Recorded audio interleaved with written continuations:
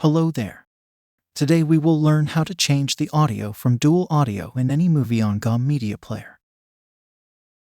Here, you can see that I am playing this Hollywood movie called The Nun.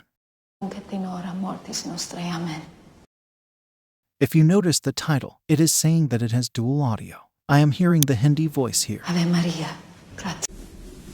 परेशानी के लिए माफी चाहती हूँ. इससे भी बड़ी-बड़ी परेशानियां system. But I need the original English voice, so let's do it. Right-click on the GOM Video Player. Go to Audio, and then select Stream. On the top, you can see there are 2 languages as voice in this movie. Now, it's running with the dubbed or Hindi, so to change it, click on the English. And the voice is now the original English voice. Someone sneaking up behind her. I'm Sister Juana. We were told you were coming. Please. Another round. I told Luca it was on. To get the earlier voice again, simply follow the same procedure.